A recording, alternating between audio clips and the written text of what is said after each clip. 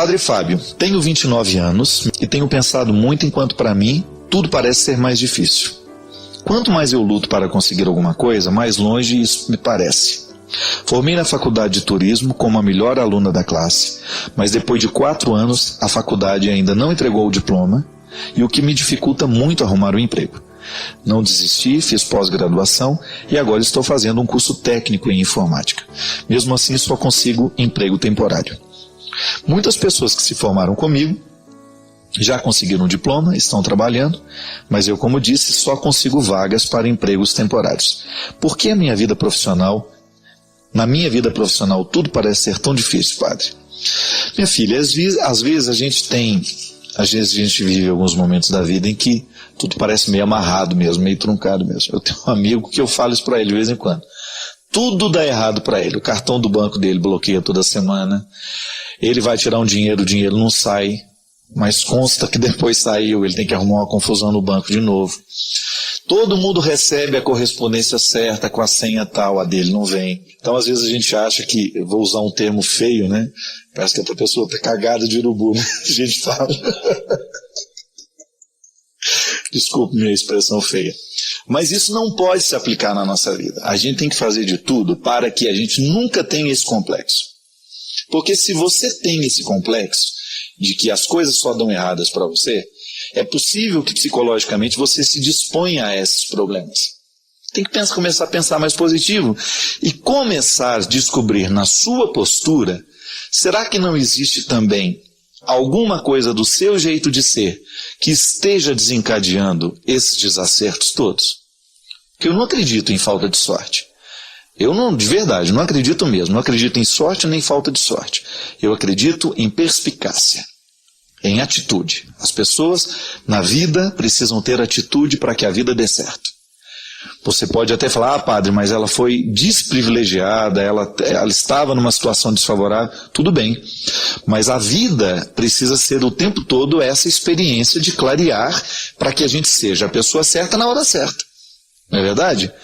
Muitas vezes as coisas dão errado para nós é porque nós não temos essa lucidez de começar de ficar atento.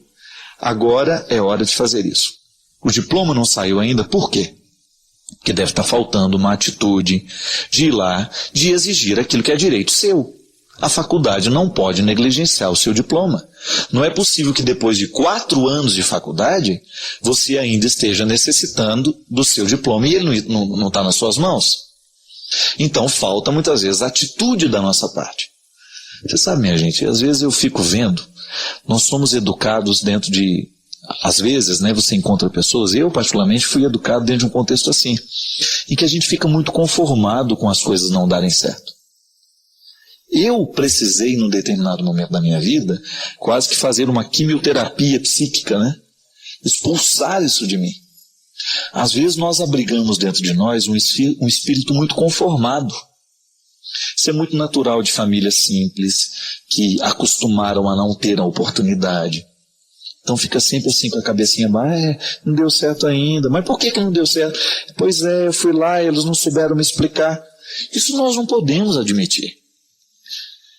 O mundo não vai se opor àquele que sabe aonde quer ir. Agora, se você se mostra meio molenga, sem atitude, é bem provável que as coisas comecem a dar errado para você. Por isso que eu estou dizendo, a gente precisa ter o tempo todo cuidado para que a gente faça a coisa do jeito certo. Agora você tocou numa questão que eu acho fundamental na educação dos nossos filhos e na sociedade nos dias de hoje. Nós estamos com um excesso de gente formada em faculdade. Diploma não falta nesse mundo hoje, viu? Agora falta especialidade técnica. Então será que não está na hora de nós começarmos a pensar um pouco nas opções que nós estamos fazendo? Você que é jovem, você que está aí pensando que faculdade vai fazer, pense 2 vezes, viu? Porque às vezes um curso técnico bem feito vai te dar muito mais oportunidade de trabalho que um diploma na mão. Aliás, eu estou tendo a graça, a alegria de assumir lá na diocese agora a vice-presidência da Fundação Dom Couto. E a Fundação Dom Couto é uma instituição, não é uma fundação da diocese que tem por objetivo fazer o bem, fazer a caridade. Só que nós não queremos mais obras assistencialistas. A gente sabe que o assistencialismo pode acomodar as pessoas. E você sabe qual que é a principal obra da Fundação Dom Couto atualmente? Formação e capacitação de jovens em áreas profissionalizantes. Aliás, esse é o caminho. Se hoje nós quisermos ajudar de maneira efetiva uma pessoa, é dar a ela a oportunidade de aprender o ofício. Se você, por exemplo, pega todas as áreas técnicas do mundo hoje, os trabalhos especializados. Então eu preciso de um pedreiro na minha casa. Meu pai era pedreiro. Meus irmãos aprenderam o ofício, mas só um deles que trabalha até hoje como pedreiro. Hoje, eu tenho amigos lá em Taubaté que trabalham com construtora. Eles falam, padre, se hoje chovesse 20 GCeiros lá em Taubaté, ainda assim faltaria mão de obra para tanto serviço que tem. Então, muitas vezes, nós estamos nos encaminhando para a faculdade e nós estamos nos esquecendo das profissões práticas. Vai chegar um momento que a gente vai precisar de um eletricista, nós não vamos ter. Vai chegar um momento que nós vamos precisar de um pedreiro, nós não vamos ter. Por quê?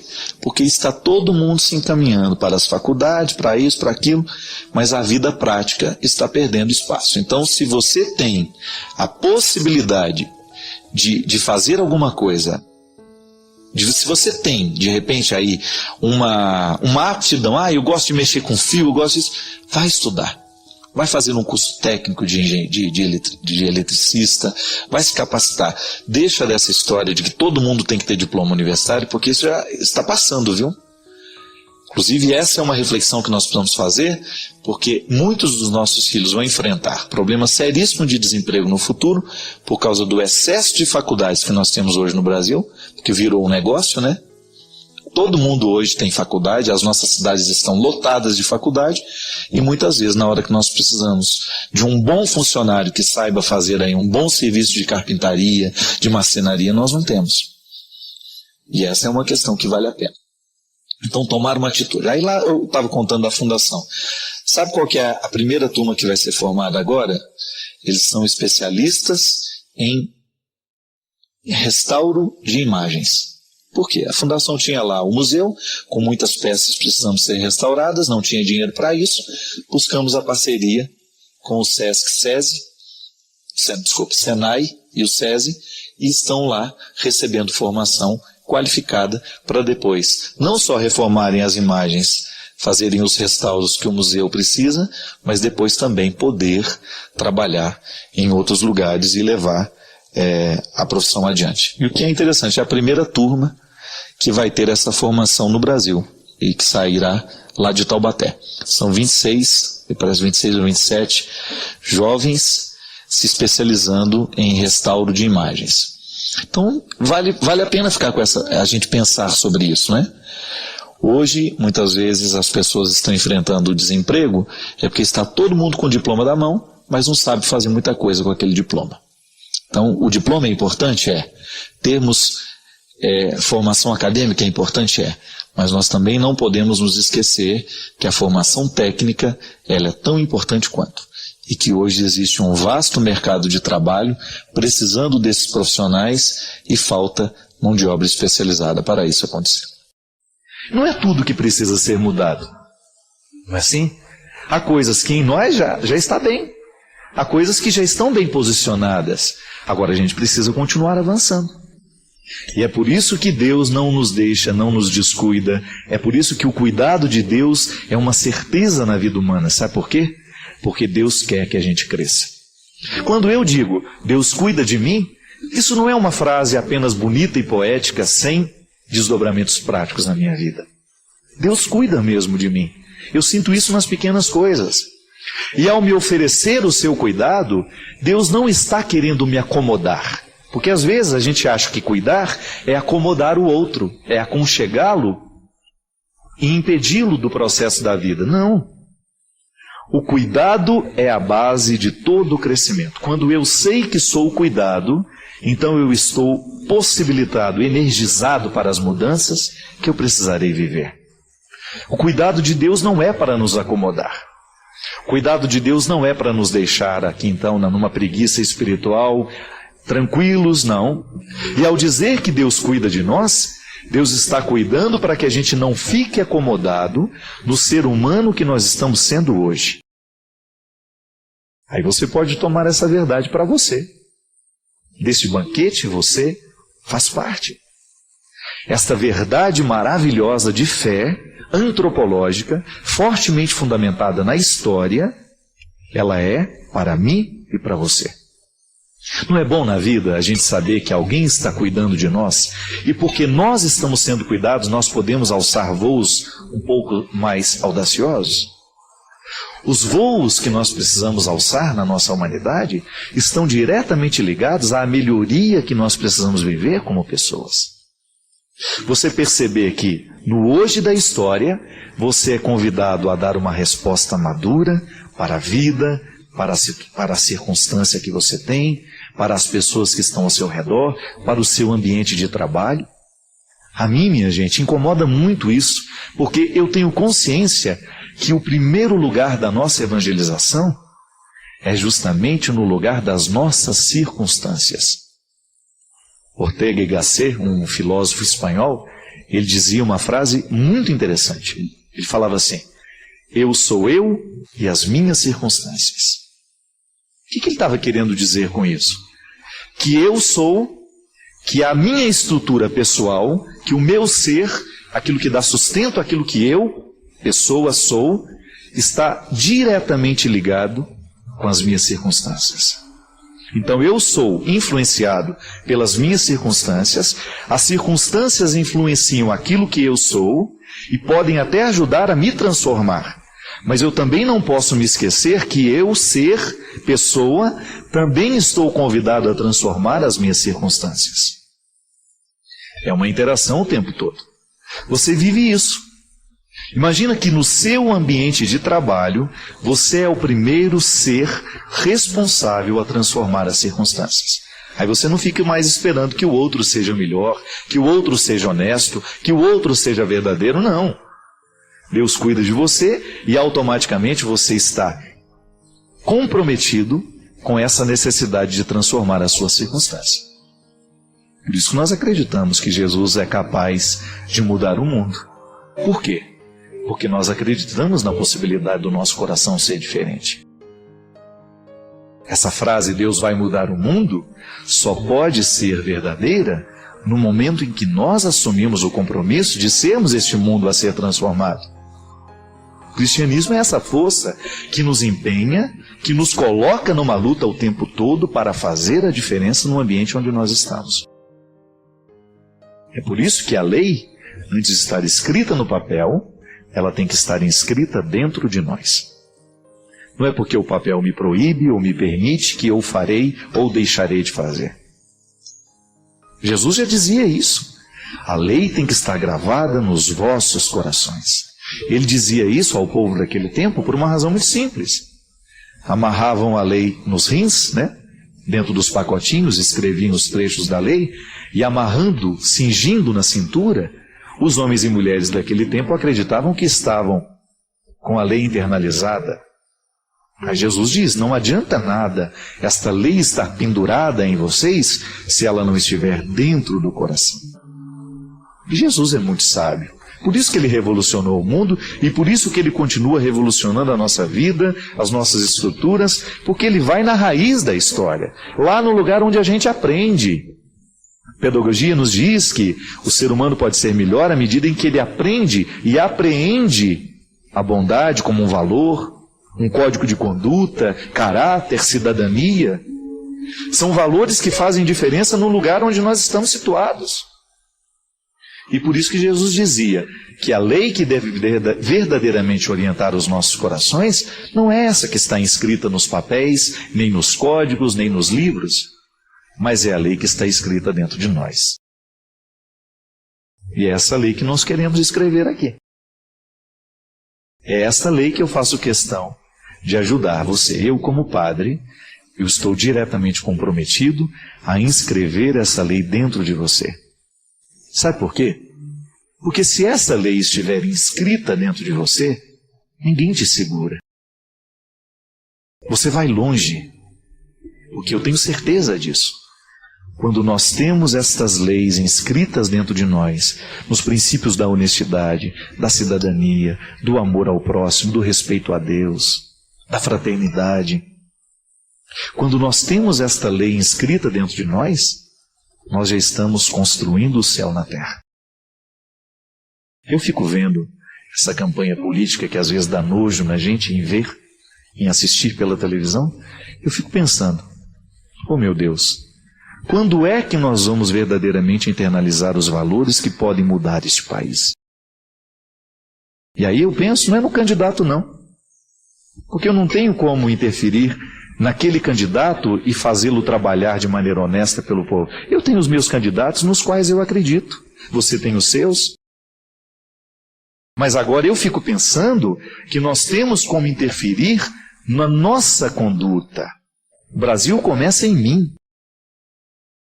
O Brasil começa em você.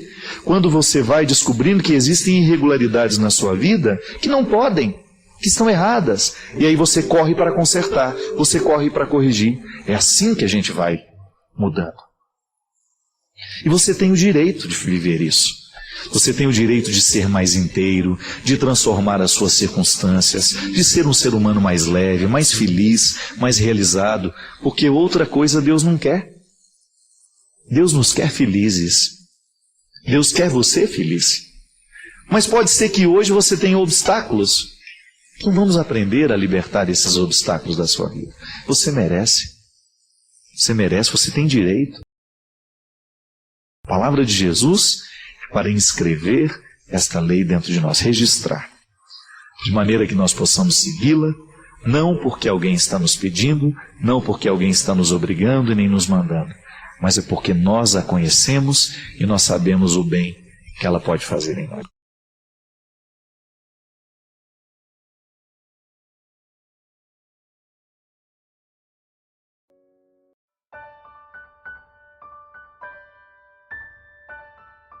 Ninguém gosta. Ninguém gosta de olhar nos olhos dos outros e perceber que a vida ali já foi embora. E cada vez mais eu me convenço, minha gente, que o meu trabalho como padre é esse: acordar as pessoas para a vida.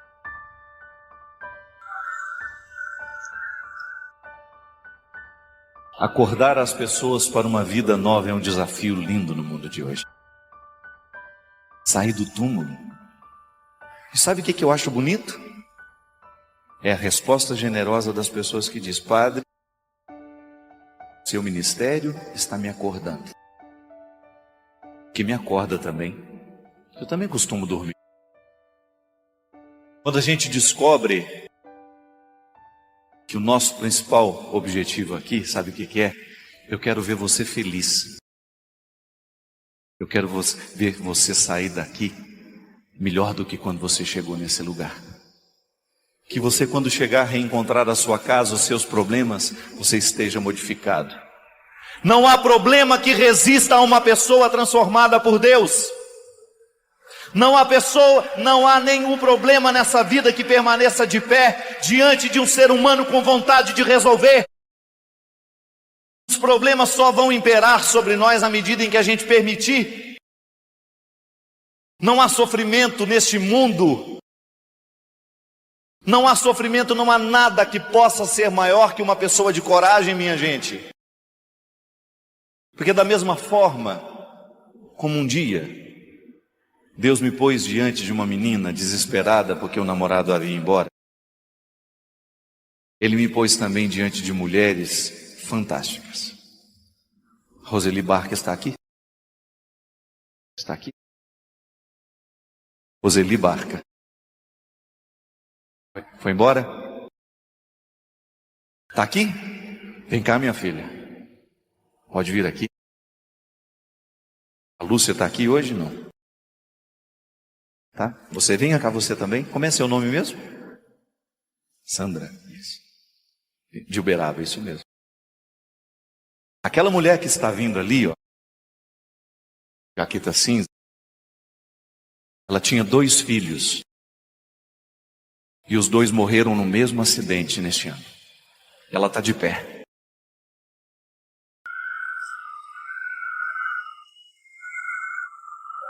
Pode ser maior essa palma.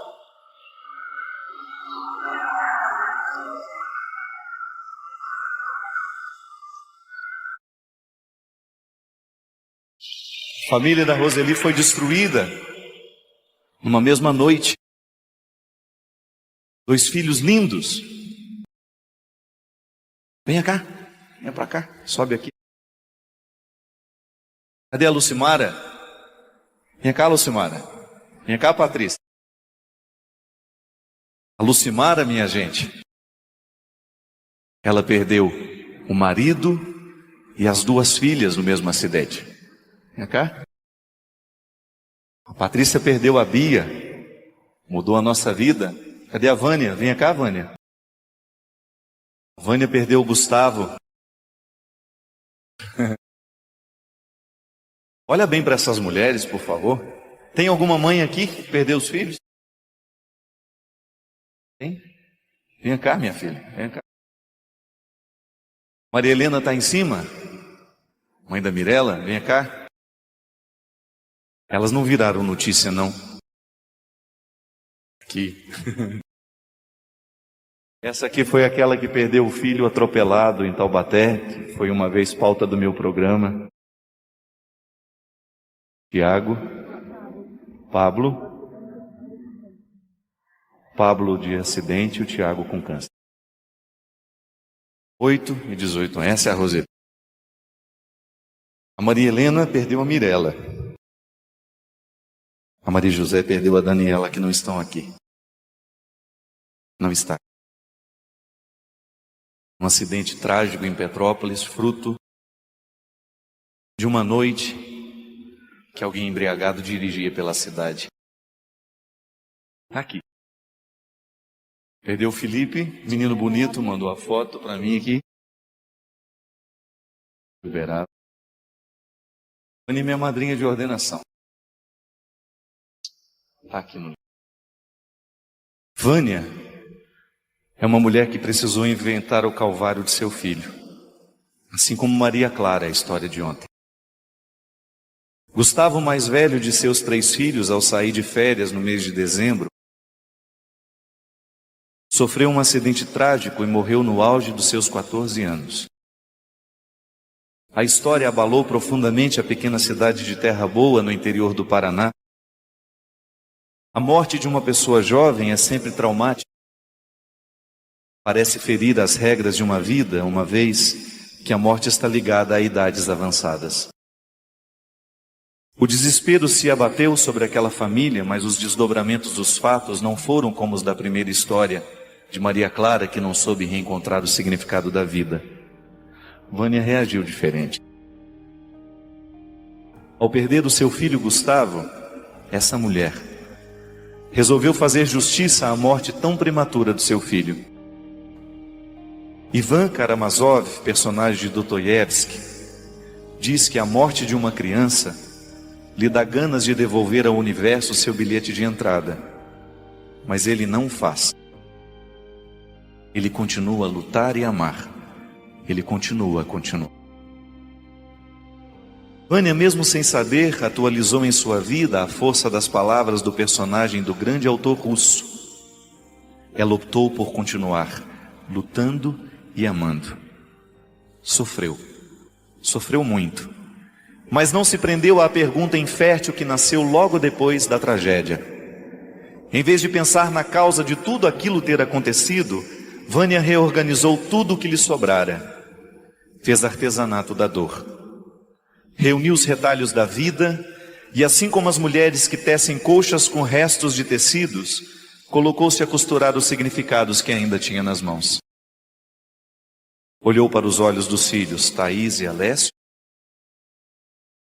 Descobriu neles a continuidade de sua maternidade ameaçada, porque perder um filho é um parto às avessas, como se a morte possuísse a força de arrancar do ventre a memória do amor um dia fecundado. Segurou firme nas mãos. E agora? O que do Gustavo eu tenho dentro de mim? O que desse menino me restou para que eu possa recomeçar? O que eu poderia escutar do Gustavo nessa hora? Mãe, Pare a vida e viva para chorar a minha morte? Ou, mãe, cuida dos meus irmãos, do meu pai e dos que você ama por mim. Vânia escutou a segunda. Encarou a dor como motivo e não como pergunta. Projetou o seu processo de reconstrução e se colocou na luta.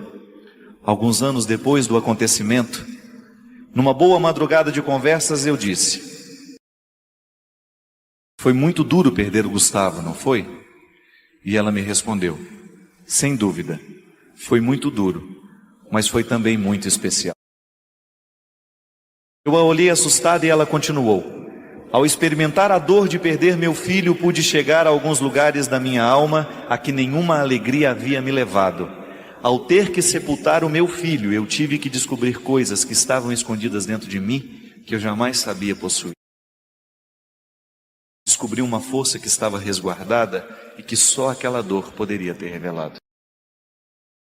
Vânia poderia ter se prostrado diante do Calvário e ali permanecido pelo tempo que quisesse. A dor que sentia era forte o suficiente para garantir o direito de justificar sua atitude, mas ela não quis. Preferiu o desafio de prosseguir, de repetir no tempo a coragem que está impressa na expressão de Pietá, a virgem que segura o filho morto nos braços. Segura com expressão de dor, mas ao mesmo tempo de serenidade, pois ela está presa na certeza da ressurreição.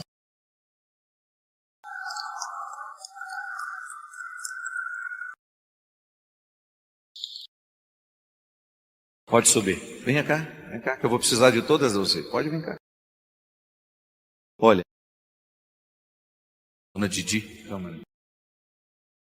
Eu não sei o quanto que restou para que elas pudessem recomeçar. A Roseli não tem filho nenhum mais.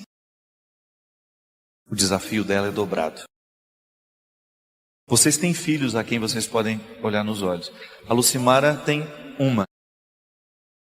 Sobrou a Bia. A que lhe falta. A minha Gabi, né? A dela é Beatriz, eu tenho o Igor e tenho agora os 300 filhos de Betânia que fazem parte da minha família. Patrícia descobriu Betânia depois da morte.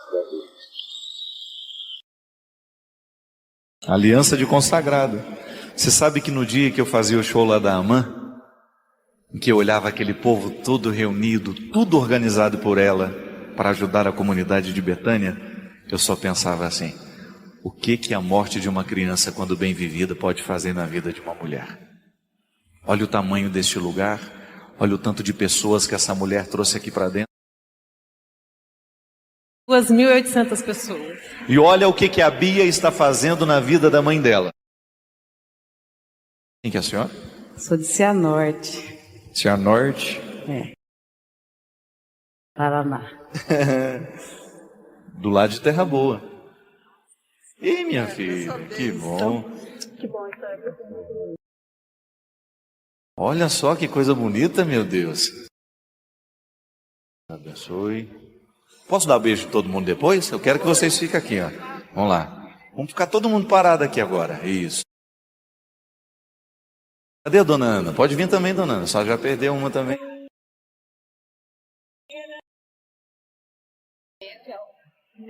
A miotrofia eu perdi há 20 anos. A miotrofia, Ribeirão Preto, Marlene. 20 anos você perdeu seu filho. A mesma doença. A mesma doença. Cianorte. 32 anos a filha de câncer. Minha gente, hoje nós queremos terminar esse momento diferente. Nós podemos pedir uma coisa para vocês? Que vocês rezem por nós.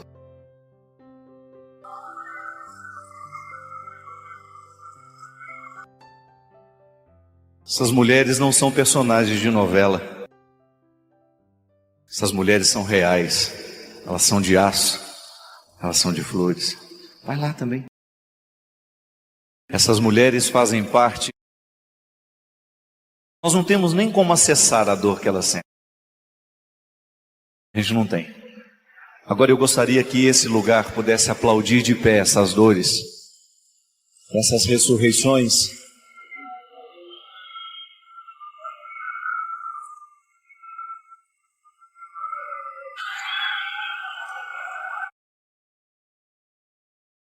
A vida é possível, minha gente. Quando a morte, quando o sofrimento bater a sua porta, abra a janela da sua casa. Quem sabe a vida vai lhe dar a oportunidade de você ver um rosto assim. Quem sabe no momento em que o sofrimento bater a sua porta e você sentir-se interessado por saber nas dores que doem no mundo de hoje, quem sabe a sua dor seja curada naquele instante. Só Deus sabe o quanto deve ser duro para uma mulher ver partir a cria de suas carnes. Só Deus sabe. É uma dor que não tem nome. E elas estão aqui, estão de pé. Encontraram forças para buscar o caminho de Deus.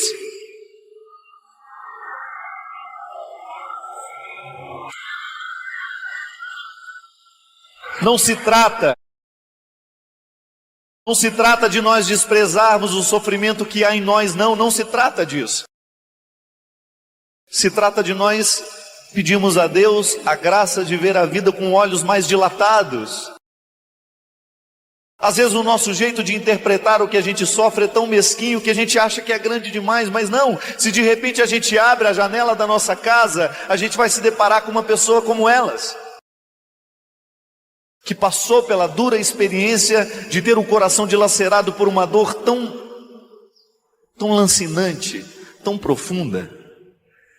E de repente a gente descubra nisso um jeito bonito de começar a recuperar o que está perdido dentro de nós. Porque eu tenho certeza que diante de uma dor aguda como essa, a gente quase que a gente sente vergonha do que às vezes a gente fala e reclama da vida, não é verdade? Você tem lá os seus filhos, você tem lá a sua casa, você tem lá a sua família, as dificuldades existem. Eles ainda são seus. Olhe nos olhos de quem você ama, daqueles que restaram, e descubra nisso um motivo para você continuar. Olhe nos olhos de quem ficou e descubra nisso um motivo de vitória. Deus está contigo.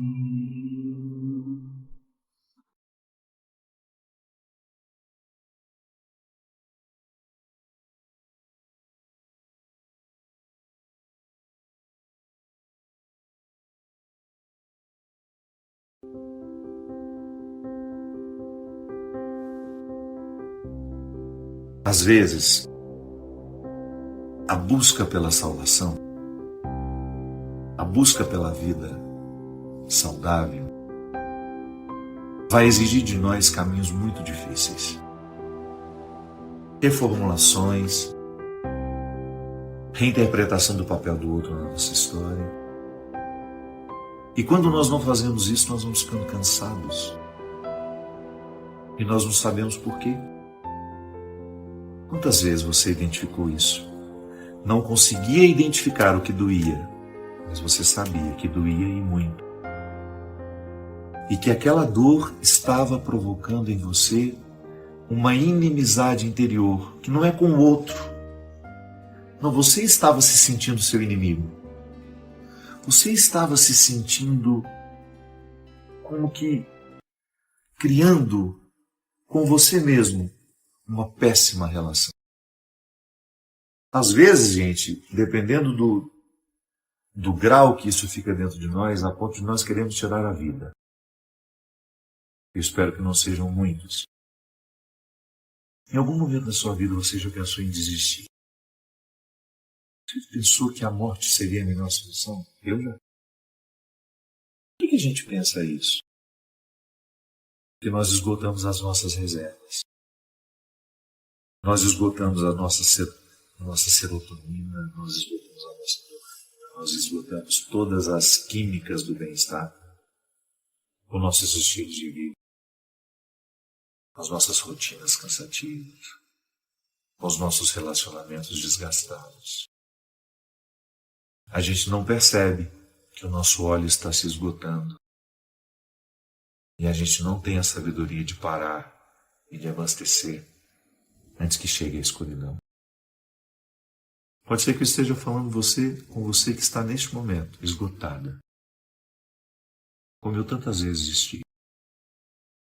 Quantas vezes eu fiquei esgotado emocionalmente. E eu precisava reconhecer que o que estava acontecendo comigo era um fruto natural provocado por escolhas infelizes. Não espere que escolhas infelizes lhe façam ficar feliz. Não espere que escolhas infelizes lhe façam ficar feliz. As escolhas infelizes não geram outra coisa em nós senão desilusão, desconforto, aquela sensação ruim de que você não está morando do jeito certo em si. Quantas vezes o seu esgotamento foi provocado porque você assumiu a sua família, você assumiu os problemas da sua família e você não aprendeu essa lindeza evangélica que é você se diferenciar. Não para se sentir melhor que ninguém, é para distribuir as responsabilidades de um jeito justo e certo. Eu amo a minha família, eu amo os meus irmãos, mas eu não sou responsável pelos problemas deles. Eu posso ajudar, mas eu não posso carregar eternamente. Às vezes aquela pessoa está muito fragilizada e nós vamos lá com todos os recursos, mas ela precisa reagir. Que às vezes a nossa ajuda provoca a acomodação.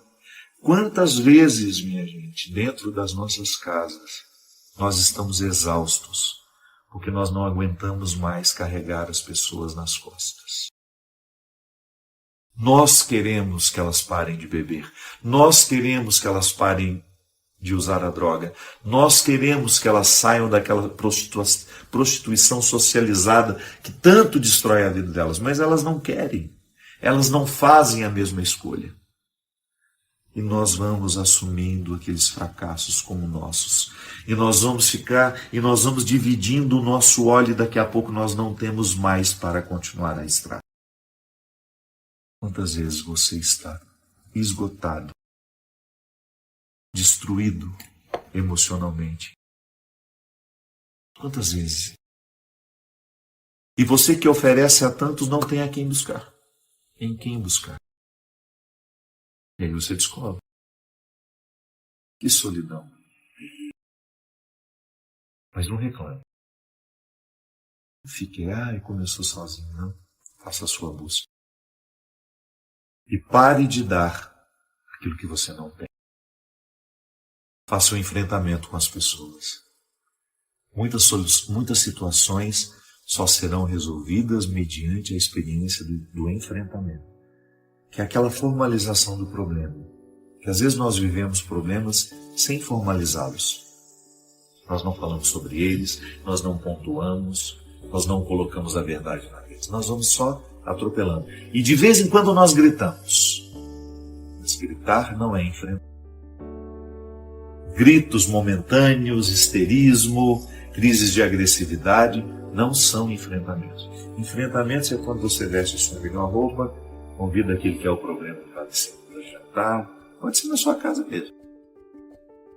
Você tranquilidade, olha nos olhos.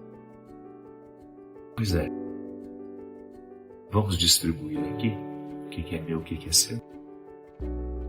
Eu não sou obrigado a levar sobre mim as suas insatisfações. Eu não sou obrigado a aguentar a sua ira. Se você é uma pessoa infeliz, resolva-se. Eu não vou ser o lugar, o receptáculo da sua infelicidade. Porque eu estou aqui tentando ser feliz. E a sua infelicidade sendo jogada sobre mim o tempo todo é um obstáculo à minha felicidade. Eu tenho uma vida só. Eu quero viver bem a cada dia. Então eu quero lhe dizer que a partir de hoje eu não serei mais o receptáculo da sua ira, da sua infelicidade. Eu estou com você para o que precisar, desde que aquilo que você precise seja de fato um elemento essencial para a sua mudança. Eu não vou continuar fazendo a manutenção da sua infelicidade. Eu não vou continuar apagando os seus incêndios. Eu não vou continuar fazendo por você aquilo que você precisa fazer. Porque eu também tenho os meus incêndios pessoais a serem apagados. Eu não vou ficar pagando as suas dívidas enquanto você gasta irresponsavelmente.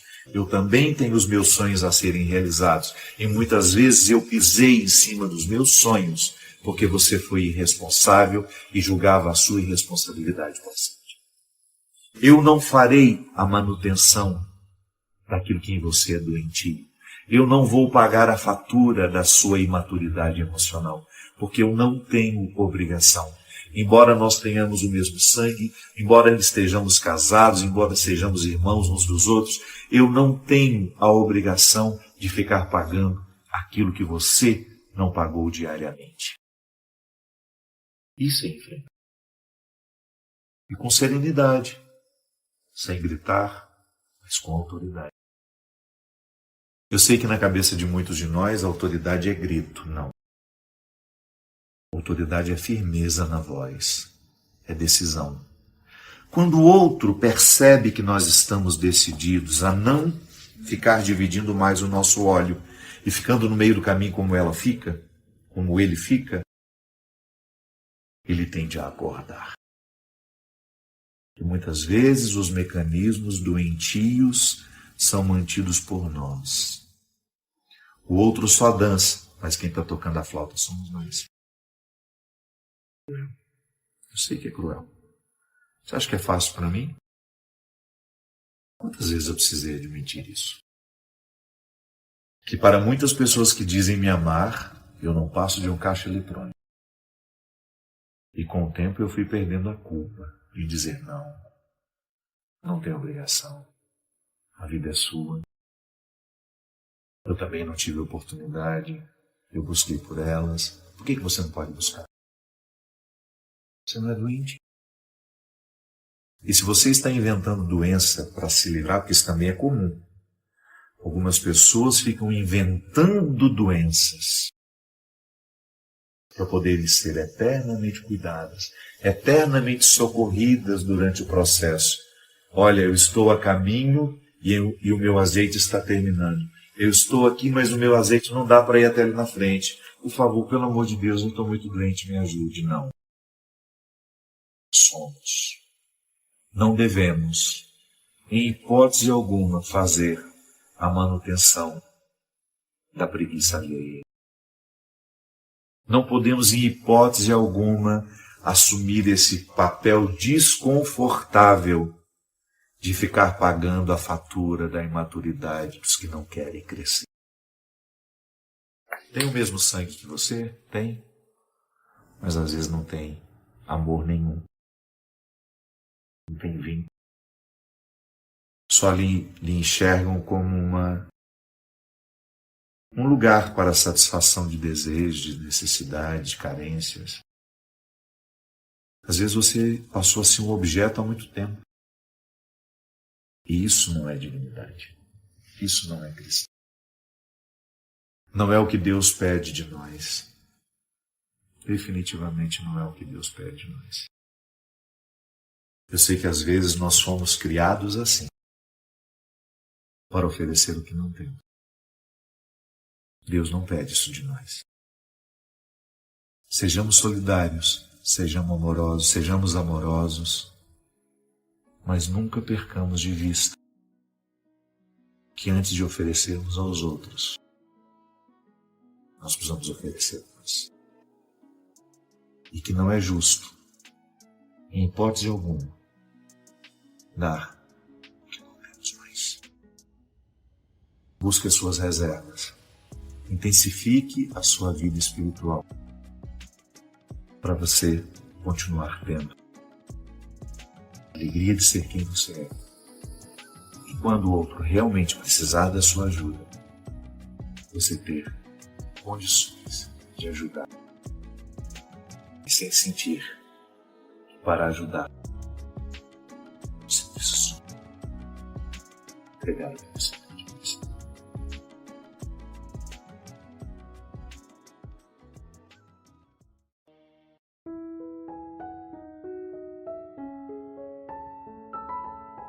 Nos últimos dias eu estou preferindo ficar sozinha do que com as pessoas. Isso é normal?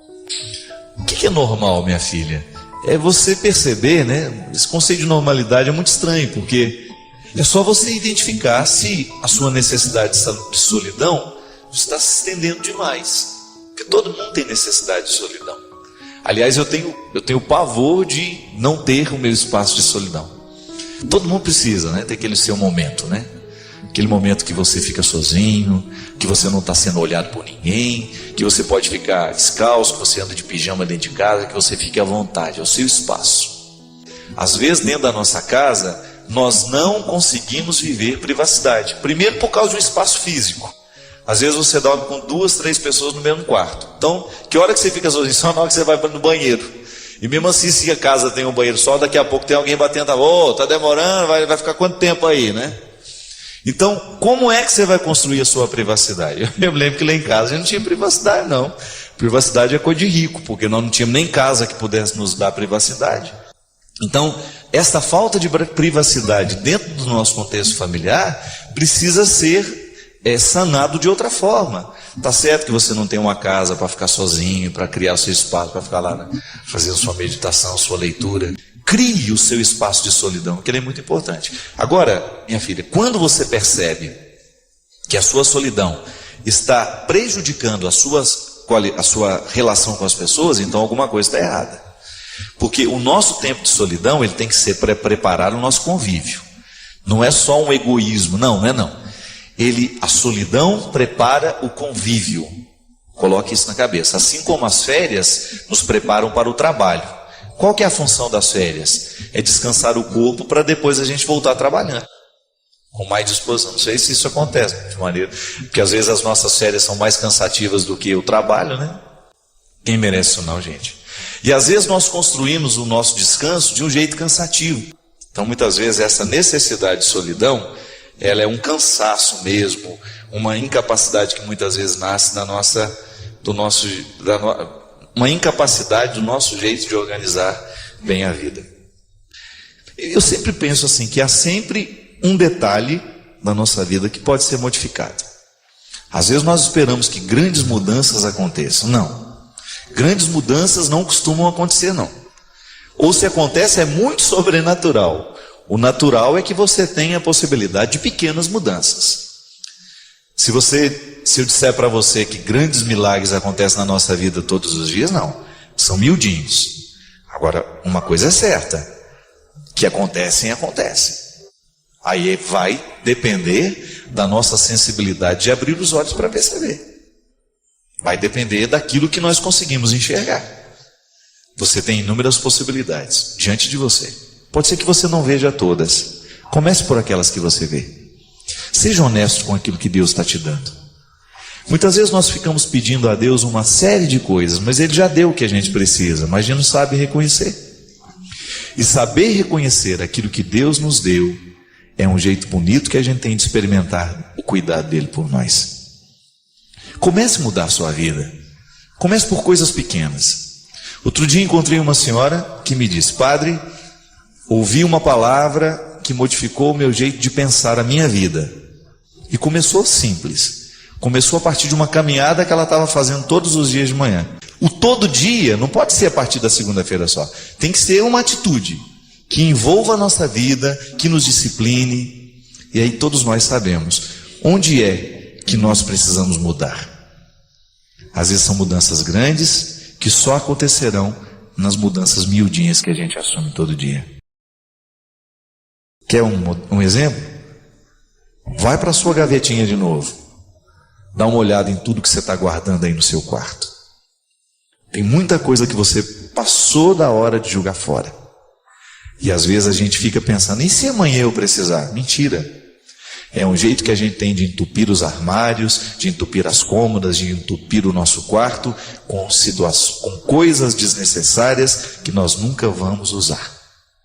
É um jeito bonito que a gente tem de deixar o ambiente mais limpo, de dar qualidade à nossa vida.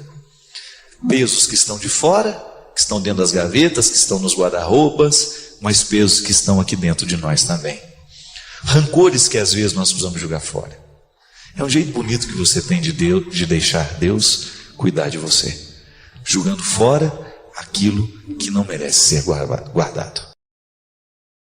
Padre Fábio, é possível ser feliz sofrendo?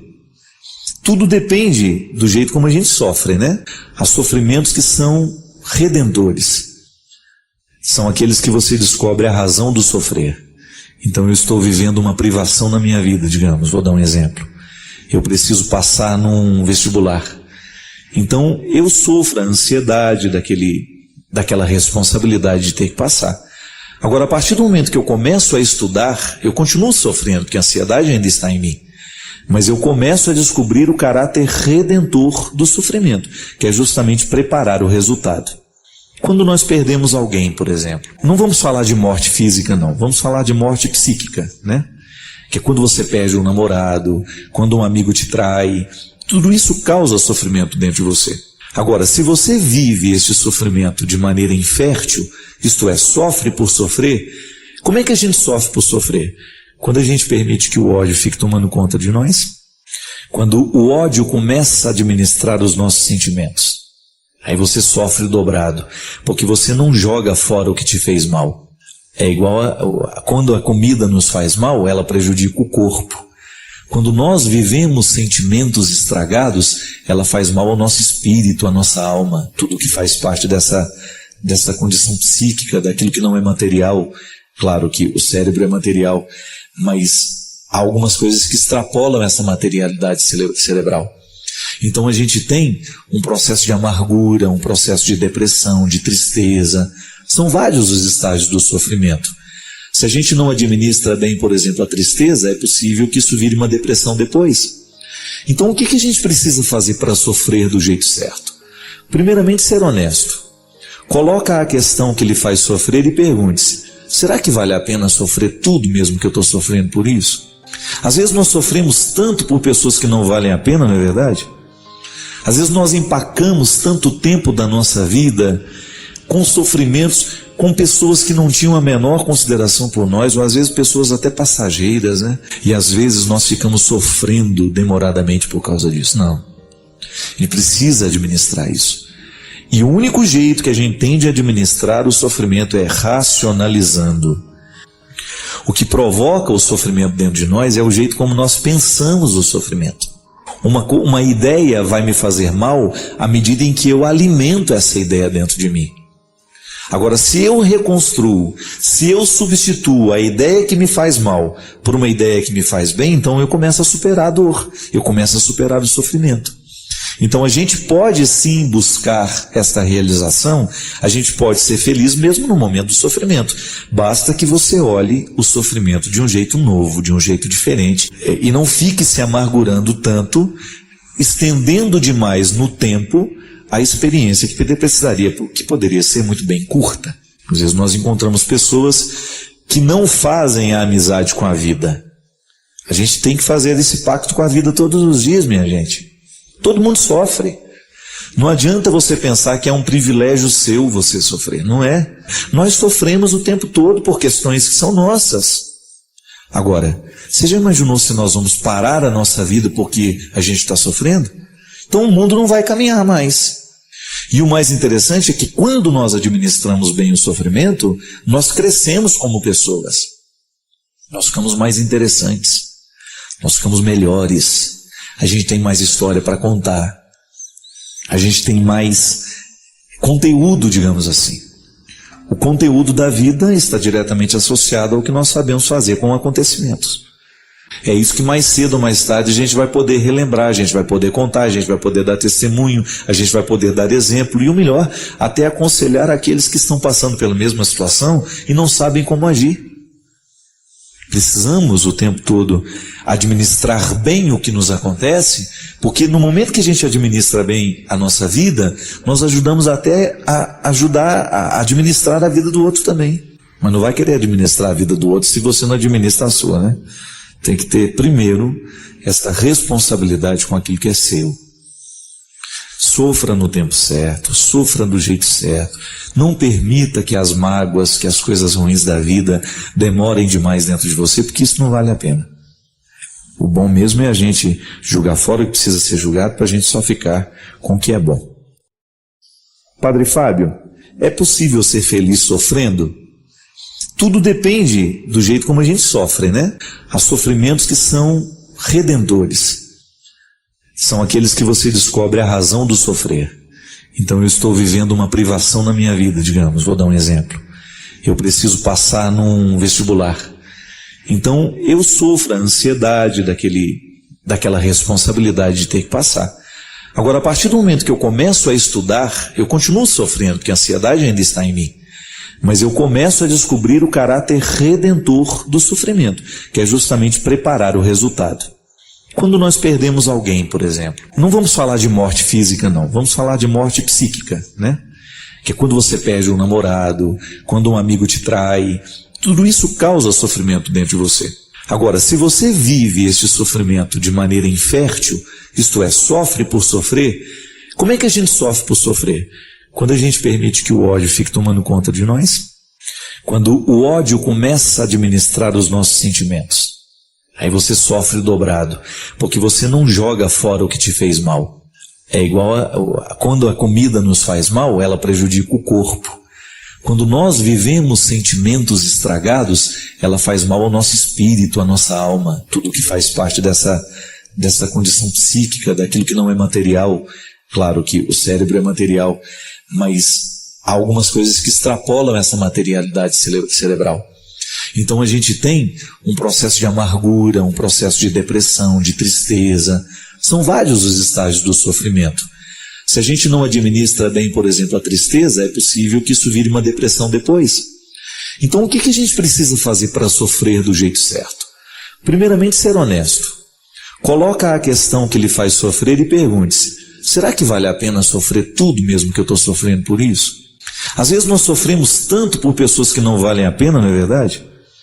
Às vezes nós empacamos tanto tempo da nossa vida com sofrimentos, com pessoas que não tinham a menor consideração por nós, ou às vezes pessoas até passageiras, né? E às vezes nós ficamos sofrendo demoradamente por causa disso. Não. A gente precisa administrar isso.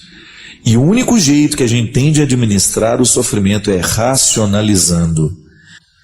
O que provoca o sofrimento dentro de nós é o jeito como nós pensamos o sofrimento. Uma ideia vai me fazer mal à medida em que eu alimento essa ideia dentro de mim. Agora, se eu reconstruo, se eu substituo a ideia que me faz mal por uma ideia que me faz bem, então eu começo a superar a dor, eu começo a superar o sofrimento. Então a gente pode sim buscar esta realização, a gente pode ser feliz mesmo no momento do sofrimento. Basta que você olhe o sofrimento de um jeito novo, de um jeito diferente, e não fique se amargurando tanto, estendendo demais no tempo a experiência que poderia ser muito bem curta. Às vezes nós encontramos pessoas que não fazem a amizade com a vida. A gente tem que fazer esse pacto com a vida todos os dias, minha gente. Todo mundo sofre. Não adianta você pensar que é um privilégio seu você sofrer. Não é. Nós sofremos o tempo todo por questões que são nossas. Agora, você já imaginou se nós vamos parar a nossa vida porque a gente está sofrendo? Então o mundo não vai caminhar mais. E o mais interessante é que quando nós administramos bem o sofrimento, nós crescemos como pessoas. Nós ficamos mais interessantes. Nós ficamos melhores. A gente tem mais história para contar. A gente tem mais conteúdo, digamos assim. O conteúdo da vida está diretamente associado ao que nós sabemos fazer com acontecimentos. É isso que mais cedo ou mais tarde a gente vai poder relembrar, a gente vai poder contar, a gente vai poder dar testemunho, a gente vai poder dar exemplo e o melhor, até aconselhar aqueles que estão passando pela mesma situação e não sabem como agir. Precisamos o tempo todo administrar bem o que nos acontece, porque no momento que a gente administra bem a nossa vida, nós ajudamos até a administrar a vida do outro também. Mas não vai querer administrar a vida do outro se você não administra a sua, né? Tem que ter primeiro esta responsabilidade com aquilo que é seu. Sofra no tempo certo, sofra do jeito certo. Não permita que as mágoas, que as coisas ruins da vida demorem demais dentro de você, porque isso não vale a pena. O bom mesmo é a gente julgar fora o que precisa ser julgado para a gente só ficar com o que é bom.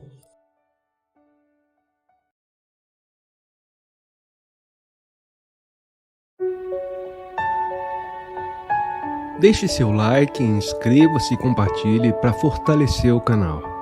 Inscreva seus pedidos de orações nos comentários.